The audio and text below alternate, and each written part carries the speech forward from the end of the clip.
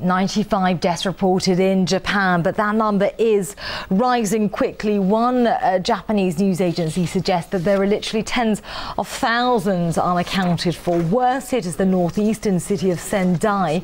Police say almost every house there has been damaged or destroyed. This 8.9 earthquake was the strongest in Japan since records began 140 years ago. In fact, it's thought to be the sixth largest ever recorded in the world. Experts say it's around 8,000 times bigger than the quake which devastated the New Zealand city of Christchurch last month. A 10-metre high wall of water was sent surging through Japan as a result. A state of emergency has been declared at a nuclear power plant in the northeast of Japan after its cooling system failed. No radiation leak has been reported, but the area around the plant is being evacuated. There was also major damage to the capital, Tokyo, with communications crippled. We'll, of course, keep you up to date on what's happening in Japan here on RT. And countries across the Pacific area, including Russia, South America, the US and Indonesia, have all been put on alert for any tsunamis heading their way. But while the first waves have now reached America's mainland, any major threat appears to be fading. For more, let's cross to our US correspondent Gani Chichikian. Gani, what's the extent of the danger for the United States?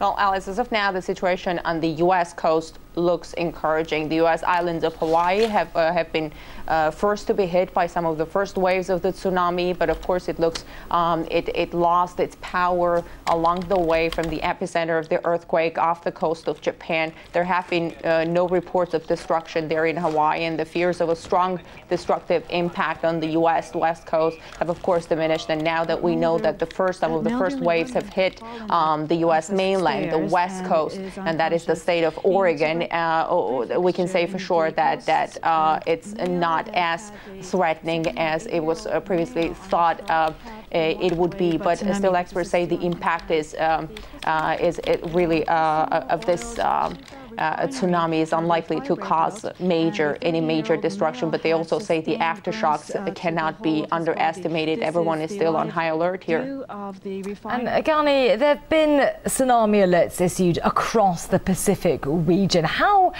large is the impact of this earthquake around the world? Well, Alice, experts say Japan's 8.9 magnitude disaster that we've seen this Friday became the world's fifth largest earthquake in the last 111 years. It's been the worst, the most powerful since a 9.0 magnitude earthquake struck the Banda Aceh area of Indonesia in 2004, causing a massive tsunami that killed about 250,000 people in 14 countries and washed away entire communities. Japan is part of this so-called Ring of Fire, which is a semicircle of earthquake and volcanic regions that passes from South America up to Alaska and back down through Japan to the South Pacific. Those territories remain very vulnerable to natural disasters like that. Okay, Gani, many thanks. RT's Gani Chichikian, they're updating us from the States. Many thanks.